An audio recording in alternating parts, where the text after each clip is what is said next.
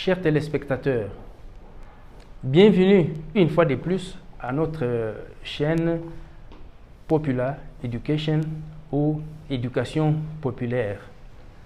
Je suis votre serviteur Jean-Pierre Bakaloa.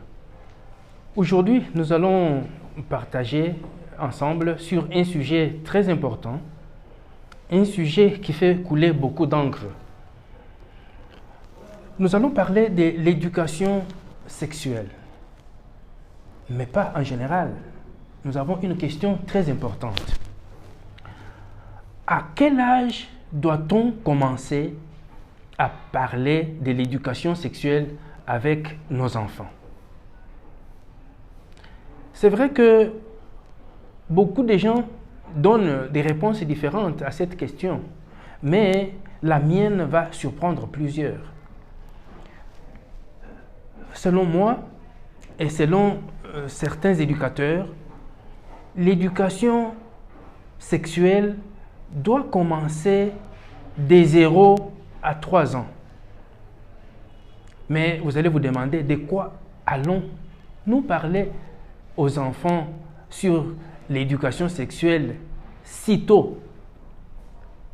Je vais m'expliquer. Sachez bien que l'éducation sexuelle doit commencer à la naissance, puisque l'éducation sexuelle fait partie de la vie. Comme vous le savez bien, de 0 à 3 ans, l'enfant commence à développer les capacités d'apprentissage à la langue.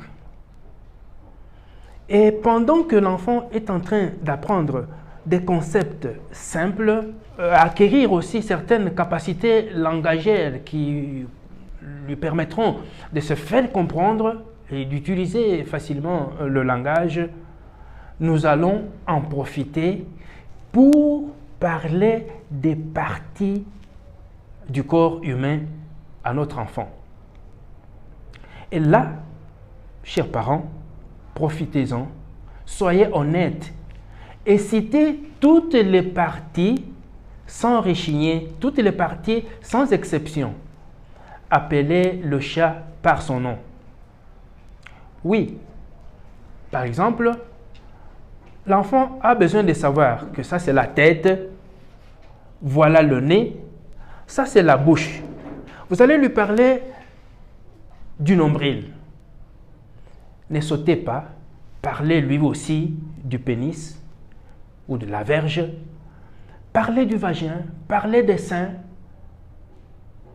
parlez des fesses et ne changez pas d'attitude quand vous arrivez sur les parties génitales ou sur les parties ayant trait au sexe. Ayez la même attitude. Ne montrez pas à l'enfant que vous vous gênez quand il vous arrive de parler des parties génitales. Oui, vous vous direz, mais citez seulement les parties génitales, c'est ça, l'éducation sexuelle, oui. Vous êtes en train de donner à cet enfant un vocabulaire qui lui permettra d'avoir une vie sexuelle épanouie. En parlant de ce vocabulaire, appelez le chat par son nom, vous êtes en train d'armer l'enfant. Le moment viendra où il aura besoin de ces mots appropriés pour se faire comprendre parmi ses pairs, pour se faire comprendre parmi les adultes et leur poser certaines questions. Voilà pourquoi nous devions éviter certains termes familiers pour nommer les parties génitales quand nous voulons parler aux enfants de 0 à 3 ans. Évitez les termes comme zizi, minou, petite fleur, néné, zézette, kiki, pipi, foufoune, ainsi de suite. D'abord, certains d'entre eux prêtent à confusion. Si dans votre famille, vous utilisez un mot et dans l'autre, ils ont utilisé un autre, quand ces deux enfants vont se rencontrer, quels mots utiliseront-ils pour nommer correctement leur partie génitale. Utiliser les mots reconnus par l'anatomie ou la biologie générale, pénis, verge, vagin, vulve, et les seins, les fesses, ainsi de suite. Et aussi, nommer ces parties en utilisant les bons mots permet non seulement à distinguer ces parties, mais ça permet aussi de les faire exister. Et comme nous l'avons dit, vous donnez aux enfants des outils nécessaires afin qu'ils soient en mesure de développer une sexualité saine et épanouie. Je vous donne un petit exemple.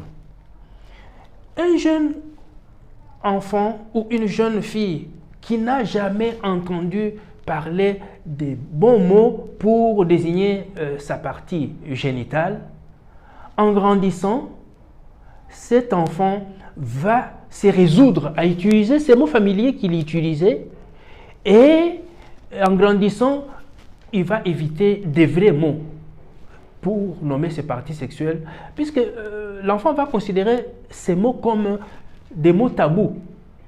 Et des fois, pire, les enfants tombent dans l'autre travers et vont utiliser certains mots collégiens qui ne sont pas du tout respectueux pour parler de leur partie génitale. Les filles, par exemple, utiliseront le terme qui n'est pas vraiment respectueux, comme les termes chatte, notamment. Ce n'est pas un terme respectueux. Le garçon aussi a besoin de connaître que ce que vous lui dites que c'est le zizi, ça s'appelle le pénis ou la verge, selon la biologie générale ou l'anatomie. Mais aussi, il risque de tomber dans le travers si vous lui montrez que ce mot, c'est un mot tabou en l'évitant depuis sa tendre enfance, et il risque de basculer et utiliser aussi des mots collégiens qui ne sont pas des mots respectueux, comme les mots une bite pour parler de son pénis, ce qui n'est pas bon. Voilà.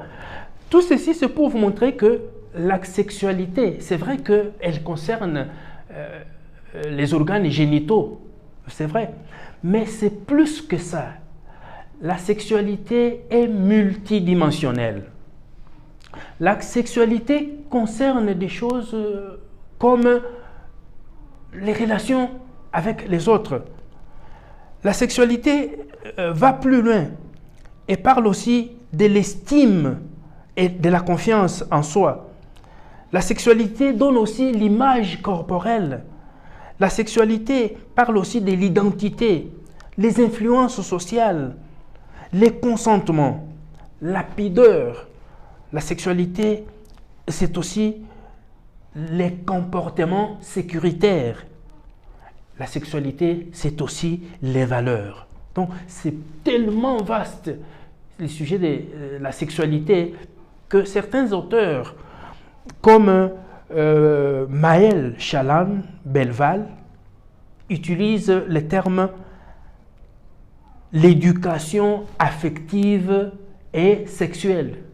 L'expression que nous pouvons aussi adopter sans problème. L'éducation affective et sexuelle, puisque ça englobe beaucoup de choses, la sexualité. Voilà pourquoi je vous ai dit que nous devons commencer à parler de la sexualité à nos enfants de 0 à 3 ans. Oui, dès la naissance, puisque la sexualité fait partie de la vie. C'est vrai que, surtout nous, parents africains, les raisons de ne pas parler à nos enfants de la sexualité sont multiples. Mais nous devons faire un effort, nous dépasser pour abandonner ces raisons-là. Nous devons nous surpasser et abandonner toutes les raisons, coutumes ou quoi que ce soit qui nous empêchent de parler de sexualité à nos enfants. Pour le faire, Dieu Tout-Puissant, le Créateur, il a donné ce rôle aux parents. Les parents ont un rôle de premier rang à jouer dans l'éducation sexuelle de leurs enfants. Les parents sont complémentaires aux soi-disant experts qui vont survenir à l'école et dans le milieu extérieur, dans d'autres milieux extérieurs de la famille. Et ils sont les premiers à parler de l'éducation sexuelle à leurs enfants. C'est ça. Mais toujours à cet âge, des 0 à 3 ans, il y a autre chose que vous devez faire pour renforcer l'éducation affective et sexuelle de votre enfant. À cet âge, pendant que vous lavez vos enfants, vous devez les laisser tout nus. Les garçons là-bas, les filles de l'autre côté. Il faut que les enfants observent. Les enfants sont des bons observateurs. Ils doivent remarquer les différences physiques entre eux. Les enfants doivent, de par eux-mêmes, remarquer que ça c'est un garçon, ça c'est une fille. Même s'ils ne commencent pas encore à parler, ils doivent remarquer que celui-ci a le pénis, moi je n'en ai pas. Et profiter de ce moment qu'ils sont nus, après les avoir baignés, pour parler en bien de leur partie génitale ou de leur corps. Ne privilégiez jamais, ne louez jamais le corps masculin et en minimisant le corps féminin. Non, parlez en bien de tout ce corps. Vous pouvez leur montrer comment les avantages d'être garçon, comment il y a des avantages aussi d'être fille et comment ces deux sont complémentaires dans la vie. Parlez en bien de leur corps. Nous savons pourquoi nous les disons, puisque plus tard, ça a des répercussions sur la vie sexuelle des enfants. Parlez en bien de leur corps. Et toujours pendant qu'ils sont nus, pendant ces moments que vous le lavez, profitez-en pour insérer certaines notions. Par exemple, vous devez leur apprendre à distinguer le bon toucher et le mauvais toucher. Vous devez dire aux enfants, utilisez par exemple de l'humour. Si vous vous sentez mal à l'aise, utilisez de l'humour. Partez par exemple du fait que, faites-leur remarquer que leur partie génitale est implantée sur un triangle. Dites-leur, vous voyez ce triangle sacré? Oui, c'est un triangle sacré. L'anatomie et la biologie, ça reconnaît ce mot. Et ce triangle sacré qui porte votre partie génitale, le mot sacré, nous pouvons l'utiliser aussi même pour vos parties génitales. Les parties génitales sont sacrées. Alors, ce n'est pas n'importe qui doit toucher ces parties. À part papa et maman qui vous lavent, une autre partie, une autre personne, surtout un étranger qui ne fait pas partie de la famille, n'a pas le droit de toucher ces parties. Apprenez aux enfants à dire non. Et pendant ce temps, vous pouvez leur apprendre aussi un bon secret et un mauvais secret. Surtout, dites-leur qu'il ne faut pas qu'il y ait de secrets entre vous et papa, entre vous et maman. Pendant ce temps, vous avez beaucoup à faire, chers parents. On peut aussi apprendre aux enfants la diversité, comme nous l'avons dit, la diversité. Si Dieu nous avait créés homogènes, ce ne serait pas une bonne chose. Mais la diversité, filles, garçons, c'est une bonne chose. Montrer comment ils sont complémentaires, comment ça se balance, ainsi de suite. Parlez-leur des différences d'être un garçon, d'être une fille. Ça passe des fois très bien avec l'humour. Et là, si vous jouez bien votre rôle, l'introduction à l'éducation sexuelle des 0 à 3 ans sera parfaitement réussie et votre enfant aura de bonnes bases pour partir. Mais la vie ne se termine pas là. De 3 ans à 4 ans, qu'allez-vous continuer à dire à vos enfants sur l'éducation sexuelle? Oui, de 3 à 4 ans, selon les éducateurs, selon certains pédagogues, l'âge de 3 à 4 ans, c'est l'âge des questionnements. Les autres l'appellent l'âge de pourquoi. Les enfants posent beaucoup de questions à cet âge. Pourquoi ceci? Pourquoi cela? Pourquoi le ciel est bleu? Pourquoi? D'où vient? Et à cet âge, les enfants vous facilitent beaucoup la tâche, puisqu'ils vous posent beaucoup de questions sur la sexualité et votre rôle, c'est de répondre. Et n'évitez pas leurs questions. Si vous refusez d'y répondre ou si vous y répondez mal, l'enfant vous observe, il trouve que c'est un sujet tabou, alors il ne reviendra plus vers vous. Et là, il se trouvera des enseignants sans nombre sur la rue ou sur la cour de la récréation. Et imaginez-vous la suite. L'éducation sexuelle de votre enfant sera pervertie et vous allez répondre devant le Créateur, puisque c'est une responsabilité que vous n'avez pas pris en main. Alors, répondez à toutes les questions. Écoutez bien d'abord leurs questions et répondez-y avec des mots simples. N'entrez pas dans les détails. Donnez des explications qui correspondent à leur âge, avec des expressions et des mots simples qui leur permettent de comprendre ce qu'il y a. Ne vous en faites pas. S'ils ont besoin de connaître beaucoup, ils vont vous poser d'autres questions qui leur permettront de mieux comprendre ce qu'ils veulent connaître. Mais faites attention, ce n'est pas tous les enfants qui posent des questions, surtout les génies. Les enfants qui sont dans la catégorie des génies, eux, ils ne veulent pas poser des questions. Ils se gênent à poser toujours des questions. Eux, ils se contentent seulement de l'expérimentation et de connaître comme ça avec le train-train de la vie. Voilà pourquoi, comme tous les enfants ne posent pas de questions, pendant cet âge de 3 à 4 ans, prenez l'initiative d'aborder certains sujets vous-même. Abordez certains sujets vous-même. Expliquez aux enfants, utilisant certaines circonstances, ce qu'ils doivent connaître sur tel sujet ou tel autre. Si, par exemple, quelque chose se passe à la télévision, vous voyez le comportement de l'enfant, profitez-en. Si ça a trait au sexe, expliquez-lui la notion que vous connaissez, comment il peut se comporter dans un tel cas ou dans un autre. Et comme nous l'avons dit, les enfants peuvent vous poser des questions. Un autre petit exemple. Si un enfant vous demande comment fait-on les enfants, si vous vous inquiétez de savoir si votre réponse sera incomplète ou peut-être l'enfant va vous trouver que vous n'avez pas bien répondu, posez-lui la question avant de répondre. Demandez-lui par exemple, et vous, qu'est-ce que vous savez sur comment on forme les enfants?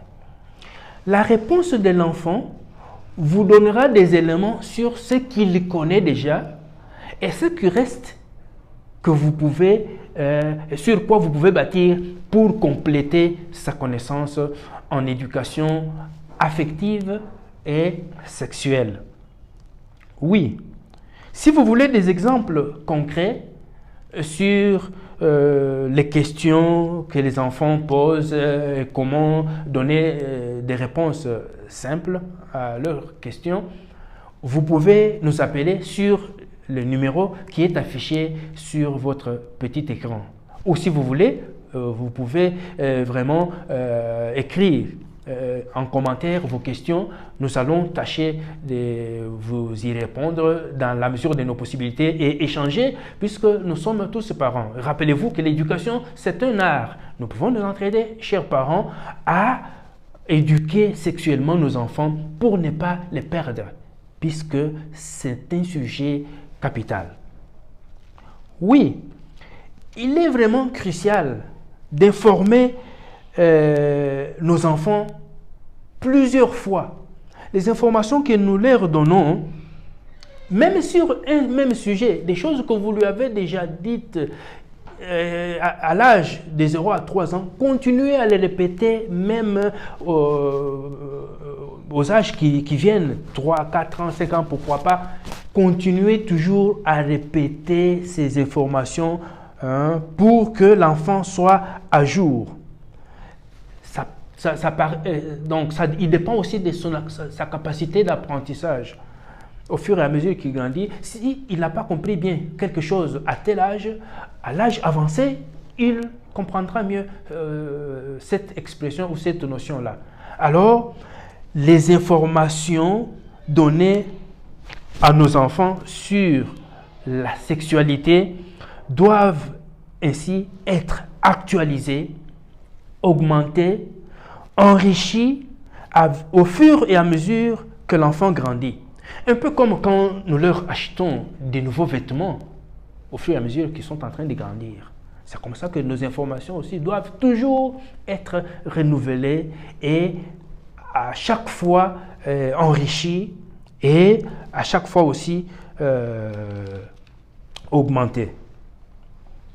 Cette mise à jour continuelle permet à l'enfant d'être à jour, nous l'avons dit, de se faire comprendre au milieu de ses pairs, d'interroger les adultes à certaines pratiques.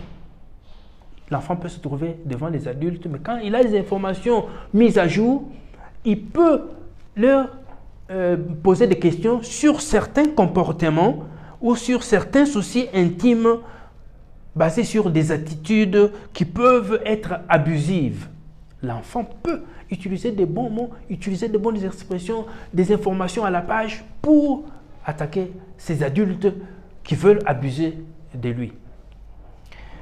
C'est pourquoi Maëlle Chalan-Belval, que nous avons cité plus loin, qui est conseillère conjugale et auteur du livre appelé « Oser en parler, savoir parler d'amour et de sexualité avec ses enfants », aux éditions Inter-Éditions. Cette spécialiste en éducation rapporte ainsi le triste cas d'une fillette qui ne savait pas ce que c'était l'érection chez les garçons et qui alors a avoué les jours qu'elle a appris vraiment ce que c'est l'érection chez les garçons. Il a avoué, ah bon, je ne savais pas. Donc, c'est ça que j'avais senti un jour quand j'étais assis sur les genoux du conducteur du bus. Les problèmes ne s'est pas arrêté là. Le conducteur du bus en question a été interpellé. Il a répondu à ses abus, il a répondu à ses actions, mais notre chère fille a été protégée puisque ce conducteur ne devait pas continuer à faire la même chose les jours qui viennent, puisque un jour, elle a appris ce que c'est l'érection chez les garçons et au bon moment.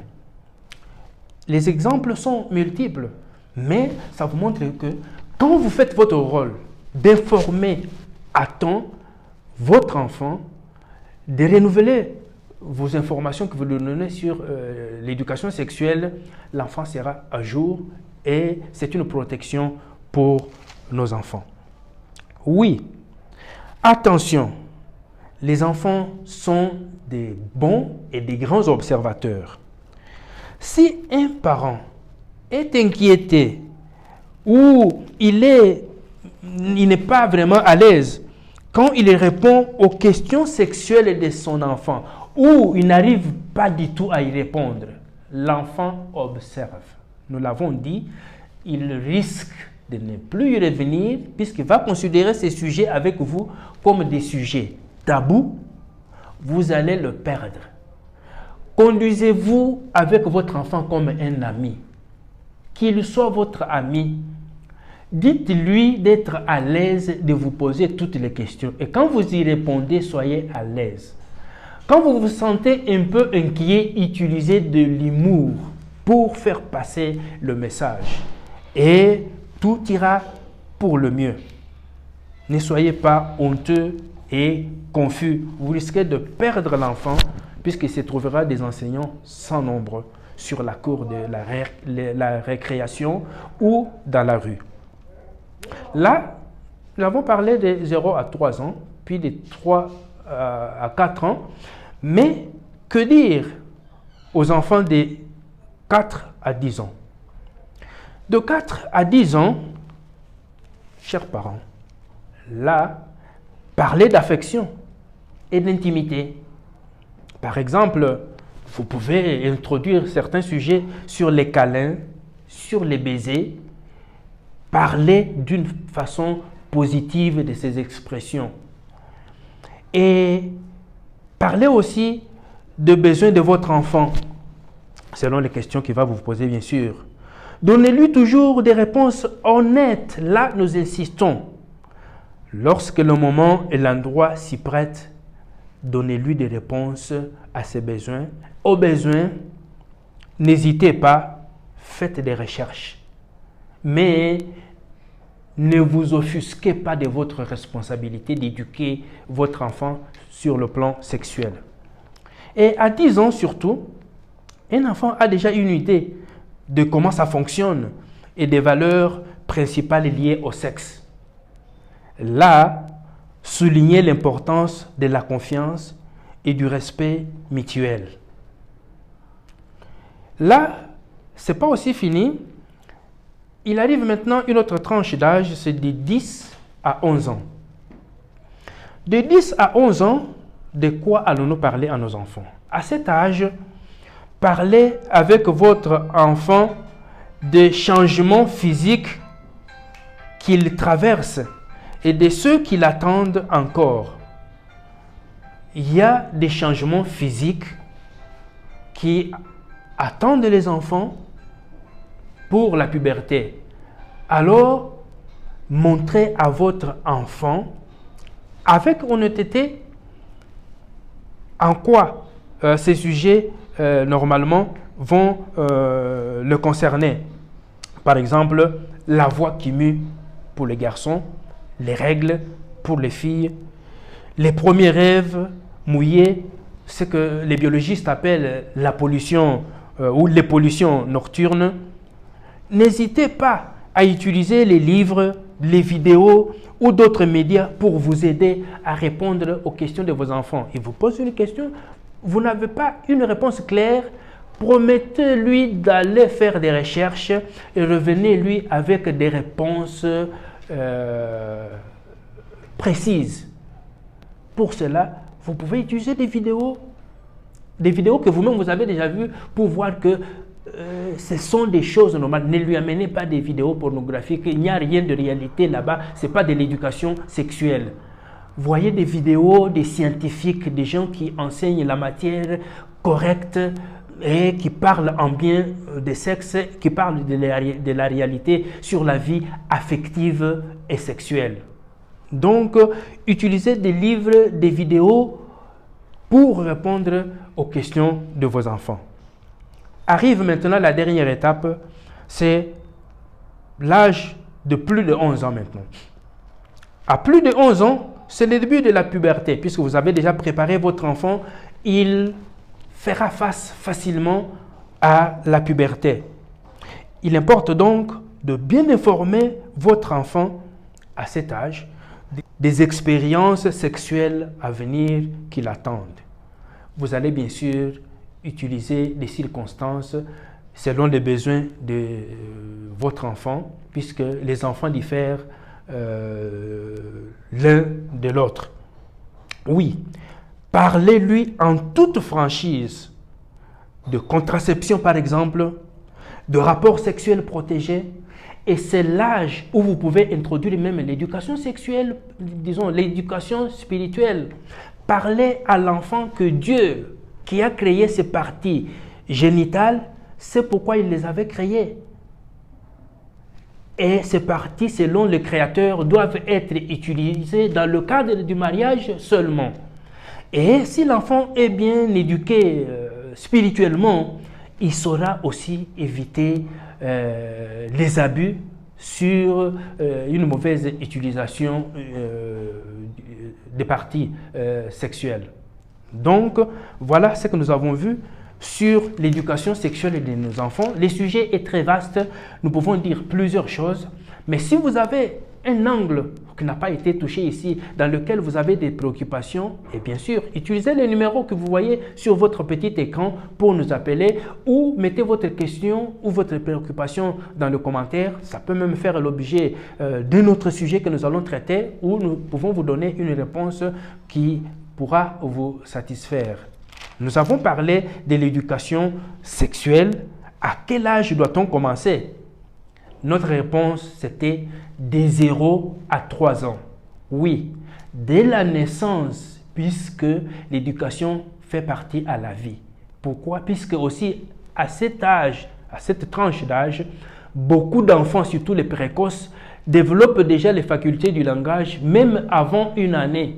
C'est une période où nous devons profiter pour leur parler des parties du corps humain. Et en parlant de parties du corps humain, nous devons aussi nommer les parties sexuelles sans les sauter et les nommer par leurs vrais mots et ne pas utiliser des mots familiers qui peuvent perdre l'enfant.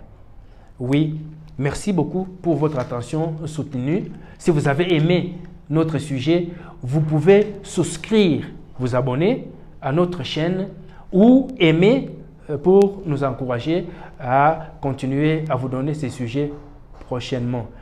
C'est Jean-Pierre Bakaloa, votre serviteur. Merci. Bye.